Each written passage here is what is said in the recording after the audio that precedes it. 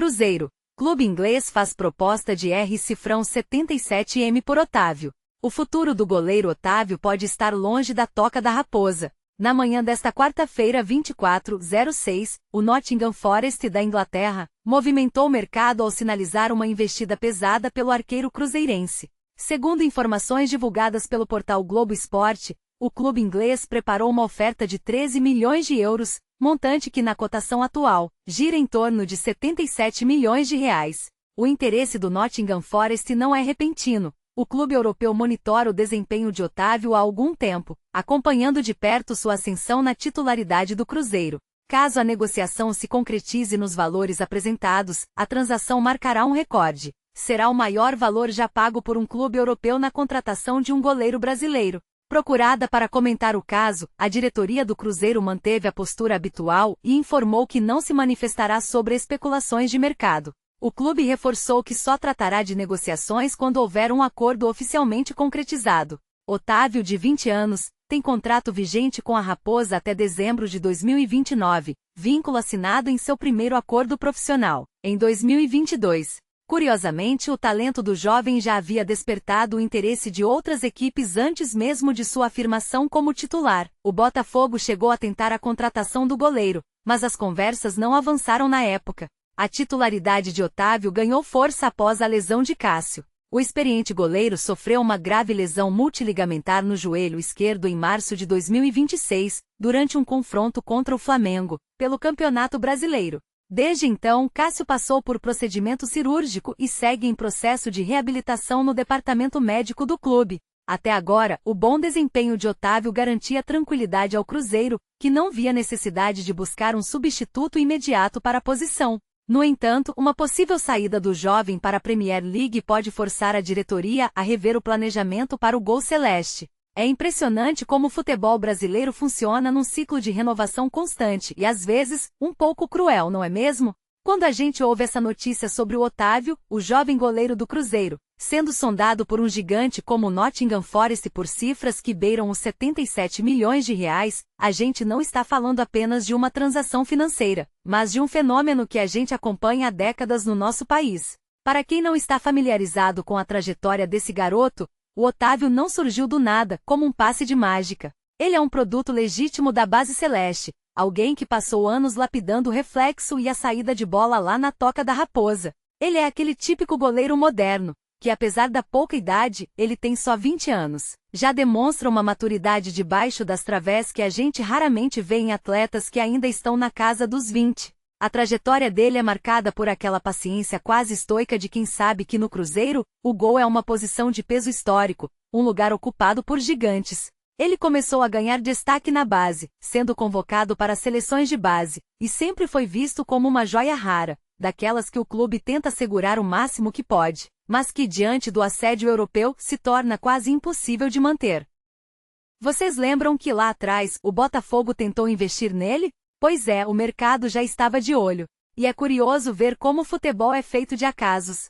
Se não fosse a infelicidade, a lesão grave do Cássio lá em março de 2026, talvez o Otávio ainda estivesse esperando uma oportunidade mais sólida. O Cássio, que todo mundo sabe, é um ícone, um goleiro que dispensa apresentações, com uma carreira vitoriosa que dispensa comentários. Acabou sendo o catalisador involuntário dessa história. A lesão multiligamentar que ele sofreu naquele jogo fatídico contra o Flamengo foi um baque imenso para o torcedor cruzeirense. Uma daquelas cenas que a gente não gosta de ver no esporte, mas que, por outro lado, abriu a porta para o talento do Otávio florescer de forma absoluta. E ele não desperdiçou. Ele assumiu a responsabilidade, pegou a camisa e provou que a transição geracional no gol do Cruzeiro estava em boas mãos. Agora parem para pensar no simbolismo disso. Um goleiro brasileiro de 20 anos sendo disputado por um clube de Premier League por um valor recorde. Isso diz muito sobre como o mercado enxerga o arqueiro brasileiro hoje. A gente passou muito tempo ouvindo que o Brasil não formava mais goleiros de elite,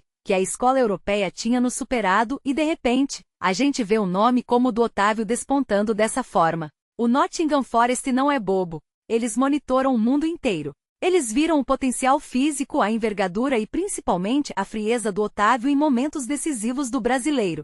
É uma aposta alta, claro, 13 milhões de euros não é troco, ainda mais por um jogador que tem poucos jogos como titular absoluto. Mas o futebol inglês tem essa característica, o desejo de antecipar o talento, de buscar a joia antes que ela brilhe no topo para o mundo todo ver. Na minha visão, o que a gente está vendo aqui é o retrato de um Cruzeiro que tenta se equilibrar entre ser um clube formador de alto nível e a necessidade de competir por títulos. Se o Otávio sair agora, o prejuízo técnico é imediato e inegável, mesmo que o Cássio esteja em fase de reabilitação. E aí entra o meu comentário pessoal. Eu particularmente acho que para o goleiro, o salto para a Inglaterra é um desafio colossal. A Premier League é um moedor de carne, especialmente para goleiros. O ritmo, a bola parada, a forma como os atacantes pressionam, é tudo muito diferente do que ele está acostumado aqui.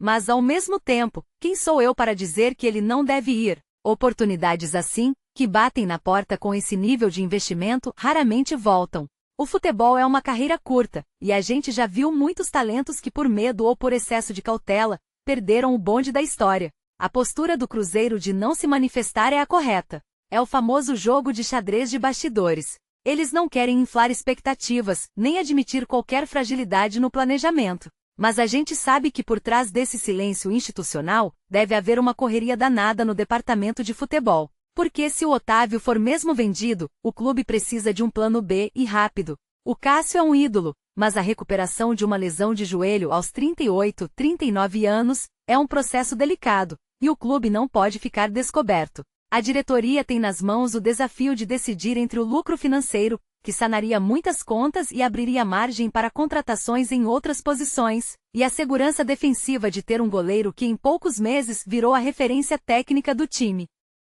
Eu particularmente acompanho o futebol brasileiro há muito tempo e acho fascinante notar como o ciclo do goleiro mudou. Antigamente o goleiro era aquele cara que só jogava depois dos 25, 26 anos quando estava maduro. Hoje a gente tem meninos de 19, 20 anos assumindo a titularidade e jogando com uma naturalidade que chega a assustar. O Otávio é um espelho disso. Ele não joga como um novato, ele joga como um cara que já entendeu os atalhos do campo.